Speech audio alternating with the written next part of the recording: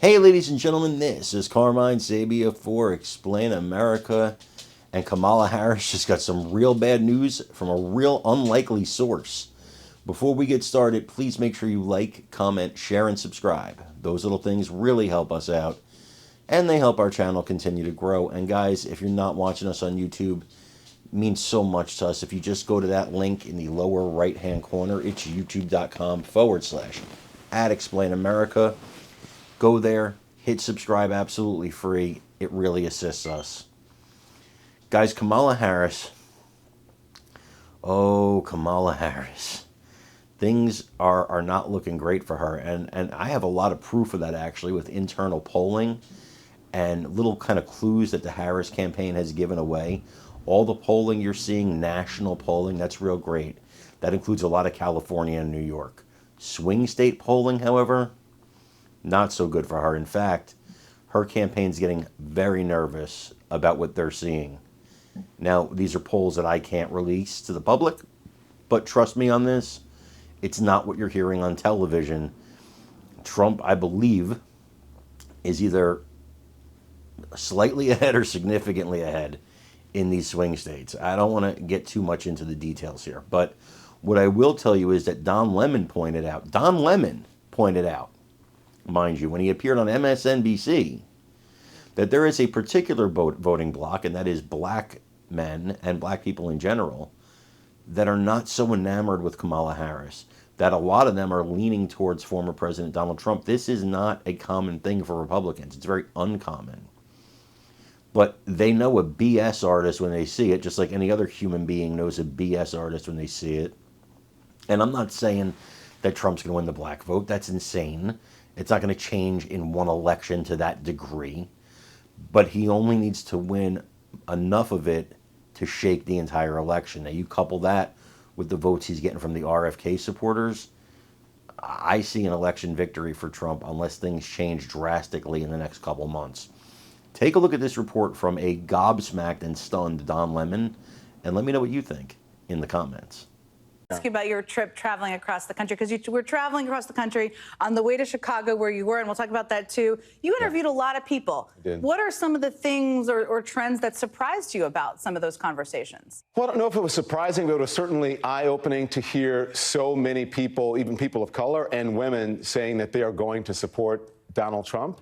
I'm not quite sure that the polls are accurate as it relates to the tightening of the polls and who's going to support whom. Right-wing media, when I released my content, they said, oh, Don Lemon was shocked or Don Lemon was surprised at the answers that he got.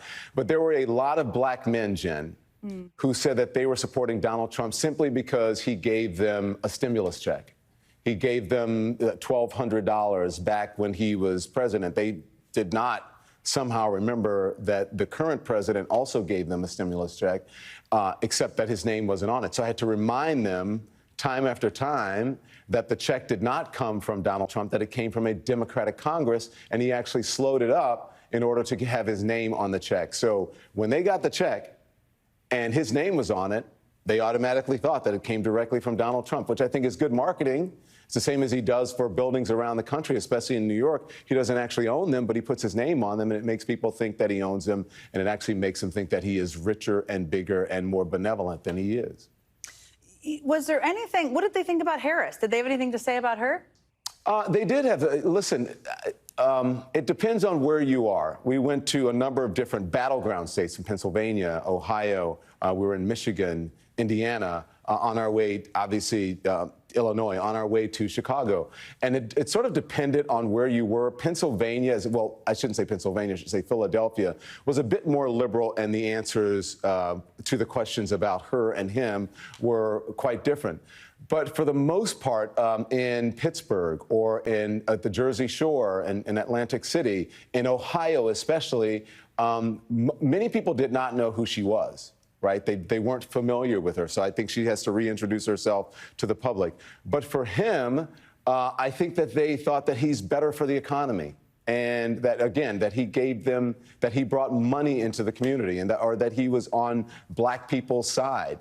And so, listen, I wasn't surprised by that. I've been doing this long enough to know that you never know where people are going to fall, how they're going to vote. That's their own personal prerogative. But I think it's important for them to understand and to go into the voting booth with some knowledge, that they're informed as an electorate. And for all the reasons that they were telling me, the information was all false.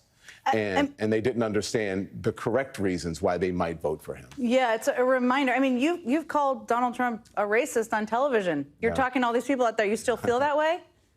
Yes, I think I was the first person to finally say it, and I think I was the first person to say that he was lying because people were afraid to say it. And I said, why don't we just call it what it is? Why don't we call it a lie? Why don't we call it racism? And I wasn't just saying it because it was an opinion. Anytime I said something like that on television, I backed it up with facts, and I gave people examples of the reasons that I was saying those things. Of course, I think he's racist. All you have to do is look at his rhetoric. All you have to do is look at his track record. And anyone can see that. Go on. No, keep going, keep going.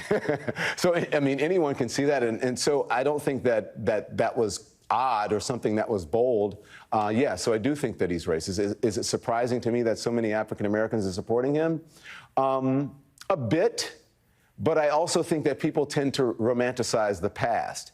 And even though by most metrics, the economy is doing better and it's on fire, what people do is they vote with prices.